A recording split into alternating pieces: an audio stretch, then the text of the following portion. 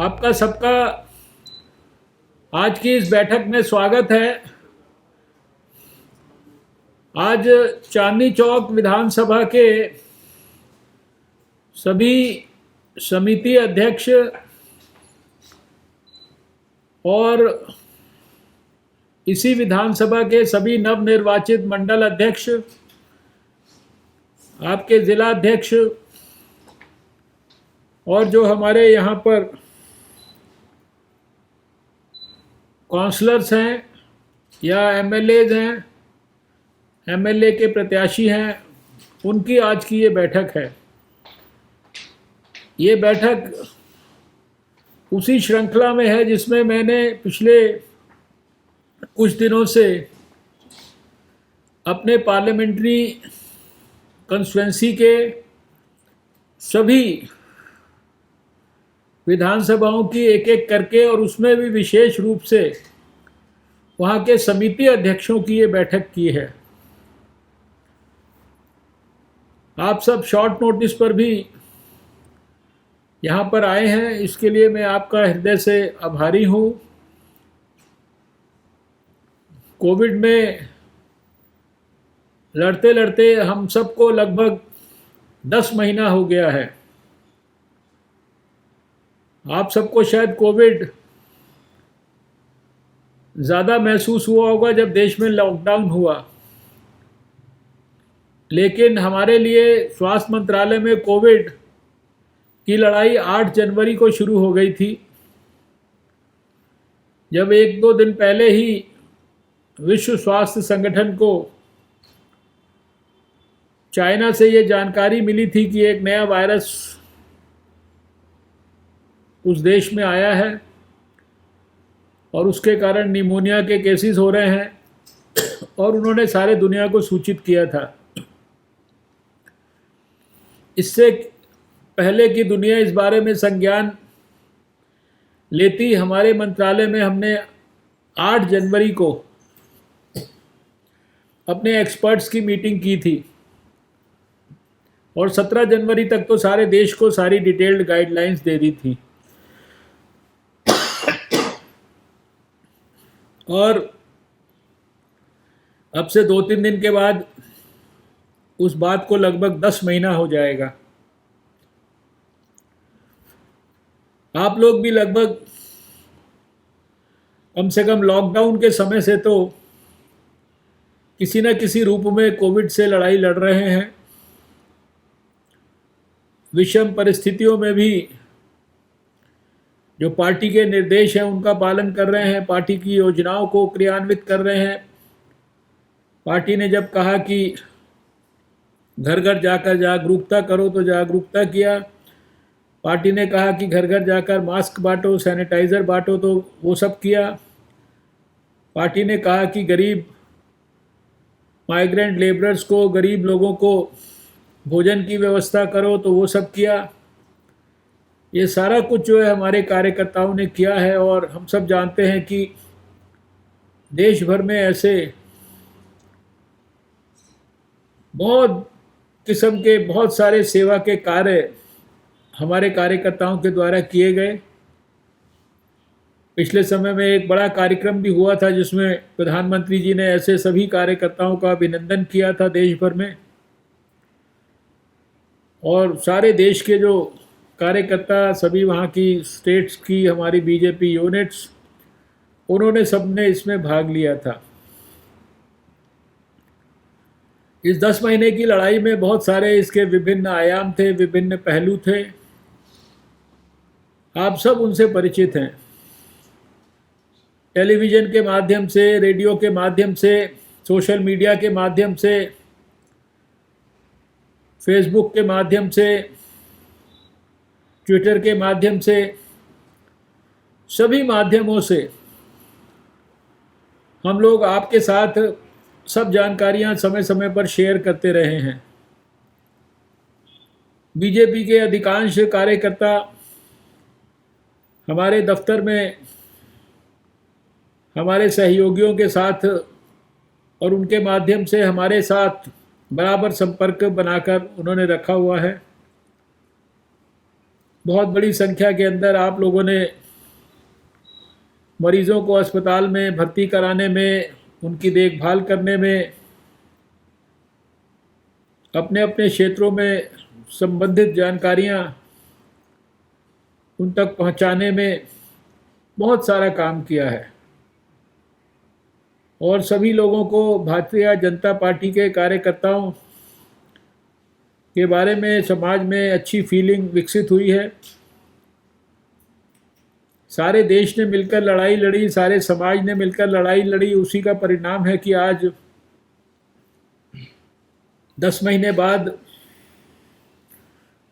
सारे देश में सबसे अच्छा रिकवरी रेट और सबसे कम फैटेलिटी रेट भारत का है।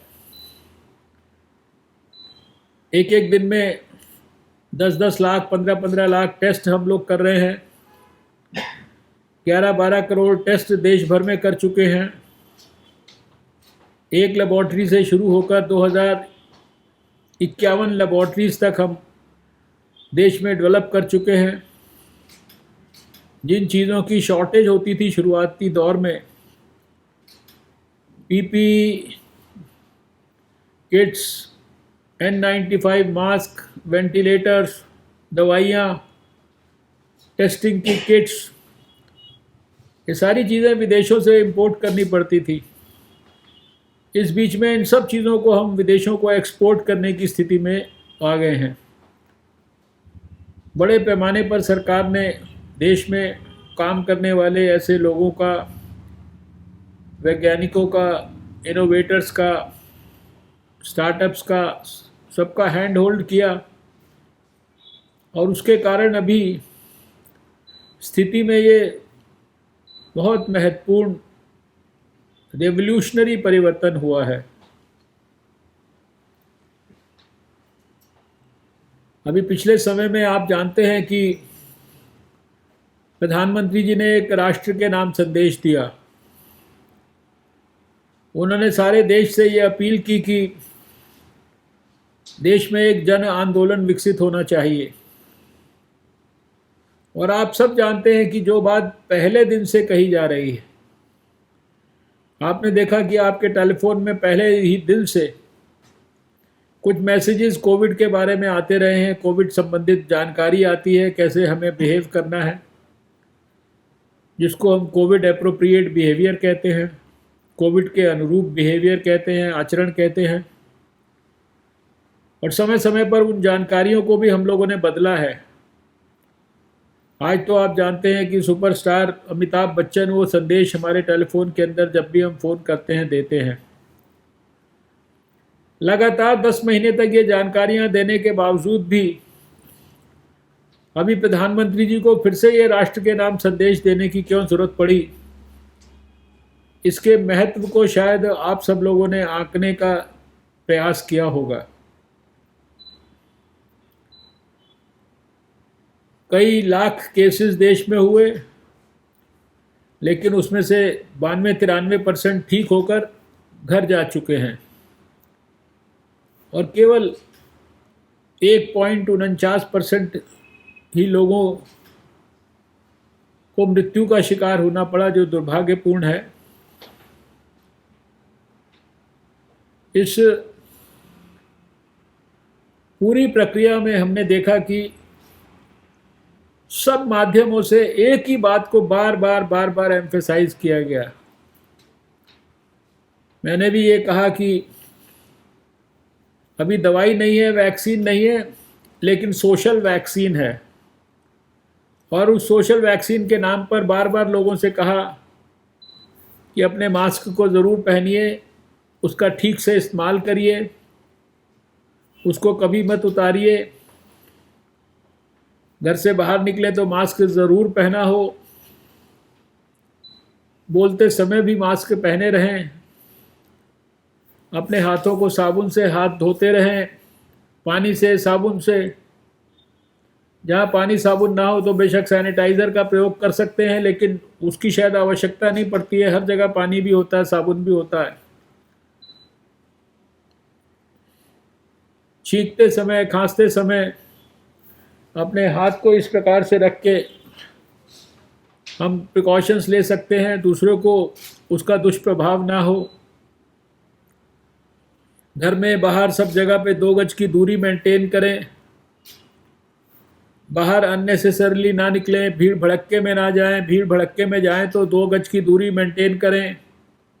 फेस्टिवल्स के समय पर जहाँ तक हो सके घर में ही फेस्टिवल्स को मनाने की कोशिश करें। और घर से बाहर अगर निकलना भी पड़े तो सावधानी बरतने में कोई किसी प्रकार का कमी ना करें। आप तो सब चांदनी चौक के क्षेत्र में रहते हैं, आप सब जानते हैं कि रामलीलाओं के लिए भी, पब्लिक फंक्शंस के लिए भी, फेस्टिवल्स के लिए भी बहुत सारी गाइडलाइंस बनाई गई, स्टैंडर्ड ऑपरेटिंग प्रोसीजर्स बनाए गए। लोगों को उसके लिए भी कहा गया कि कितनी कम संख्या के अंदर वहाँ जाना है, और शायद उस प्रकार से हम लोग इस बार रामलीलाओं का आनंद भी नहीं ले पाए। आने वाले समय में हो सकता है कि घर से बाहर निकलकर उस प्रकार की जो फेस्टिवल्स का आनंद है वो हमको ना मिल पाए, अगर हमने ठीक से सावधानियां बरती तो। लेकिन वो सारे आनंद हम घर के अंदर निश्चित रूप से ले सकते हैं। पिछले समय में लगातार, जैसे कुछ महीने पहले भी करते रहे, मैंने अलग अलग स्टेट्स के साथ विस्तार से वीडियो कॉन्फ्रेंस के माध्यम से वहाँ के स्वास्थ्य मंत्रियों के साथ और वहाँ के हेल्थ ऑफिशियल्स के साथ दोबारा से वीडियो कॉन्फ्रेंसेस करनी शुरू किए हैं। आज सवेरे भी 12 बजे से और 1:30-2 बजे के बीच में अभी दिल्ली के अधिकारियों के साथ और दिल्ली के लीडर्स के साथ, लेफ्टिनेंट गवर्नर, दिल्ली के स्वास्थ्य मंत्री, दिल्ली के हमारे मेयर्स, दिल्ली के सभी हमारे म्यूनिसिपल कमिश्नर्स, दिल्ली के सभी हमारे डीएम्स, पुलिस के अधिकारी, ये सब लोगों के साथ अभी 2 घंटा पहले लगातार 2 घंटे से मीटिंग में कर रहा था। और उनको भी आग्रह पूर्वक इस बात का ध्यान दिलाया है कि सारे देश में हमारे केसेस वो कमी की ओर हैं।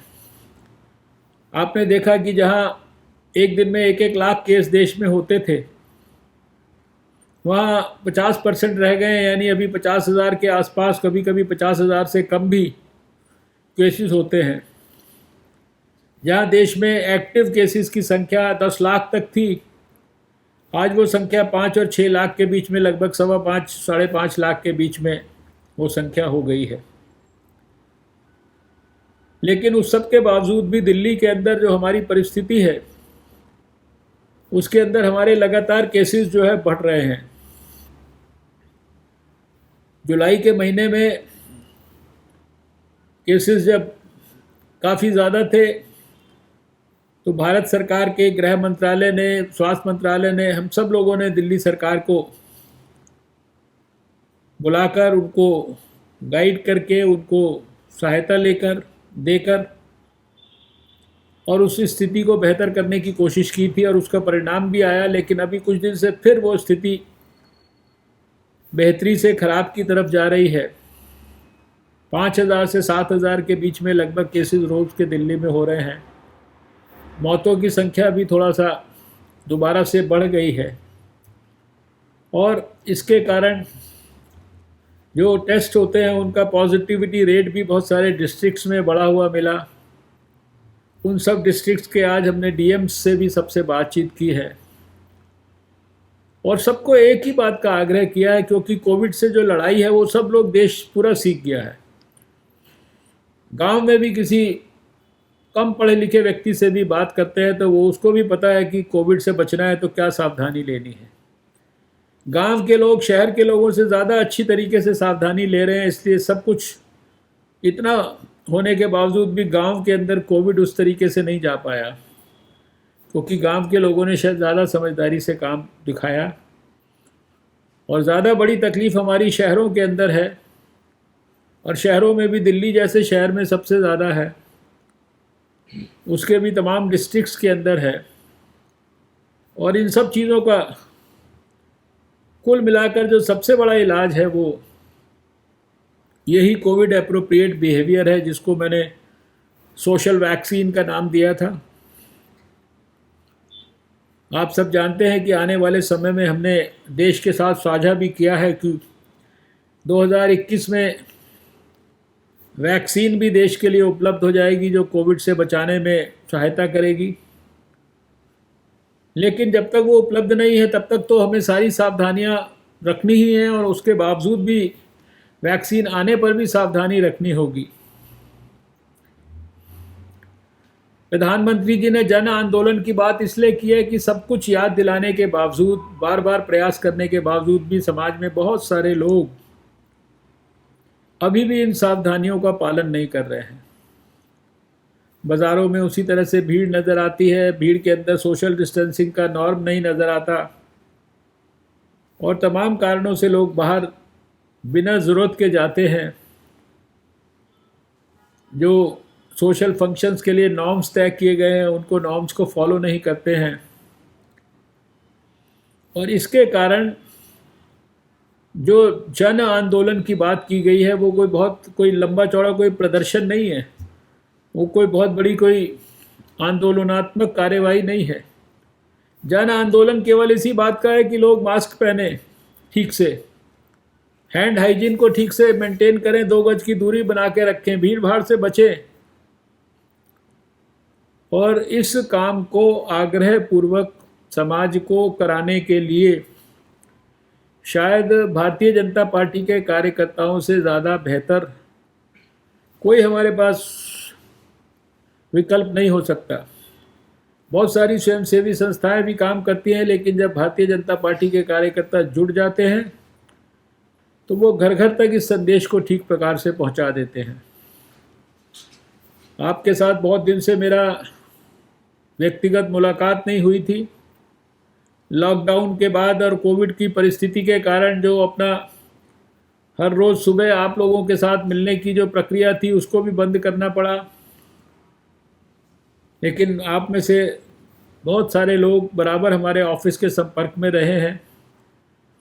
हमारे जो सहयोगी हैं, सदानंद हैं, अभिनव गुप्ता हैं, गगन मक्कड़ हैं, सतीश वर्मा जी हैं, और आपके चांदनी चौक के इलाके में तो विशेष रूप से कृष्ण कुमार कलश जी उस विधानसभा को विशेष ध्यान देकर फोकस करते हैं। उन्होंने भी कोशिश की है मेरे बिहाफ पर आप सबसे फ़ोन पर बात करते रहने के लिए, आपके क्षेत्र की स्वयंसेवी संस्थाओं के साथ बातचीत करते रहने के लिए।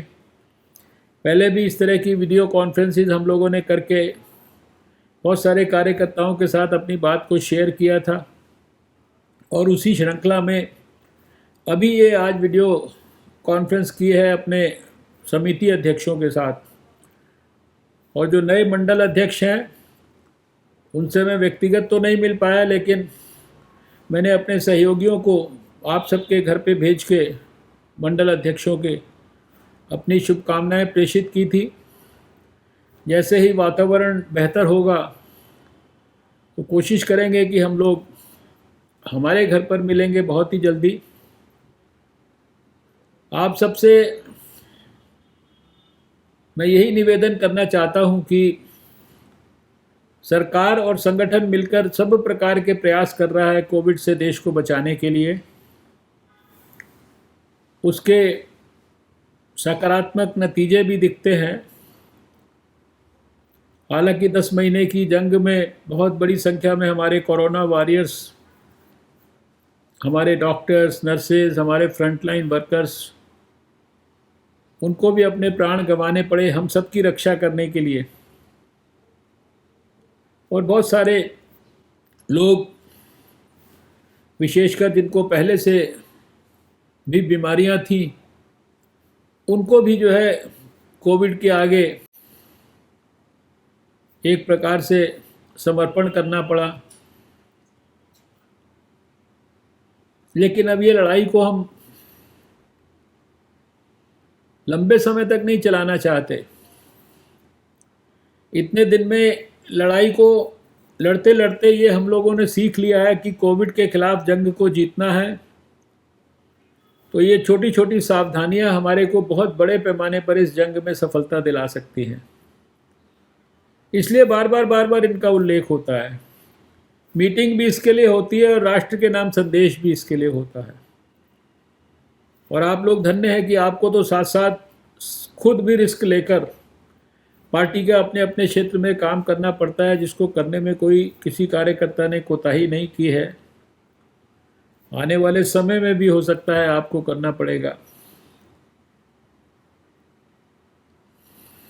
इसलिए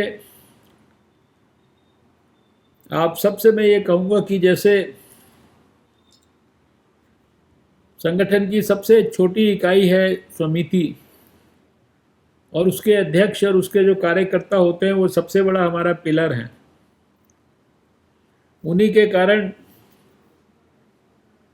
किसी भी संगठन में किसी भी व्यक्ति की किसी भी पद पर जीत होती है, क्योंकि वो अपने कंट्रीब्यूशन से उस पोलिंग बूथ को एक अभेद किला बनाने की कोशिश करते हैं। उसके बूथ के अंदर मैक्सिमम लोगों को अपनी पार्टी का विचार का समर्थक बनाने की कोशिश करते हैं।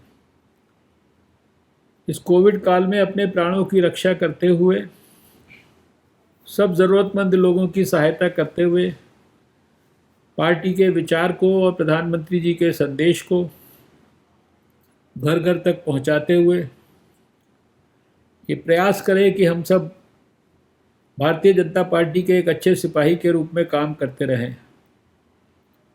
प्रधानमंत्री जी 2022 में नया भारत बनाना चाहते हैं। उसके पहले आत्मनिर्भर भारत का उन्होंने संकल्प लिया है, उसकी कल्पना दी है। उसके लिए 20 लाख करोड़ का उन्होंने कितना बड़ा देश के लिए पैकेज उसकी घोषणा की। उसकी घोषणा को करने के लिए फाइनेंस मिनिस्टर को 1 सप्ताह लगा, कई मीटिंगें उन्होंने करके कितनी प्रेस कॉन्फ्रेंस की। और अब इसी संकल्प के माध्यम से, इसी आत्मनिर्भर भारत के संकल्प के माध्यम से, स्वदेशी के संकल्प के माध्यम से प्रधानमंत्री जी बार बार आग्रह कर रहे हैं स्वदेशी चीज़ों के इस्तेमाल के लिए। अपने घर में हम देखें कि कौन सी ऐसी चीज़ हम इस्तेमाल करते हैं जो भारत में नहीं बनती, और कितनी जल्दी हम उसको छोड़कर और स्वदेशी चीज़ों का इस्तेमाल शुरू कर सकते हैं। अपने क्षेत्र में, चांदनी चौक में और दूसरे इलाकों में लोगों की तकलीफ़ों को, समस्याओं को दूर करने के लिए कैसे कैसे क्या कर सकते हैं। बहुत सारी क्षेत्र की समस्याएं इस समय अनदेखी ना रह जाएं, इसलिए उनके बारे में प्रोएक्टिवली लोगों से जानकारी प्राप्त करके हमारे कार्यालय तक आप भिजवाएं, हमारे सहयोगी तक भिजवाएं, हमारे तक भिजवाएं। उनको खुद मॉनिटर करें, उनको खुद फॉलो अप करें। तो मुझे लगता है कि शायद हम लोगों को भी यहाँ बैठकर जो बेचैनी रहती है आप लोगों से बिना मिले, वो बेचैनी कम हो सकती है।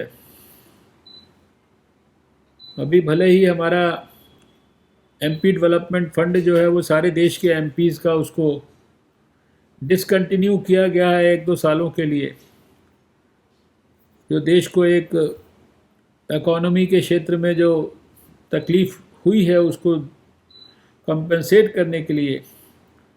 लेकिन जो साधारण लोगों की समस्याएं हैं उनका समाधान निश्चित रूप से हम करने में सहयोगी हो सकते हैं।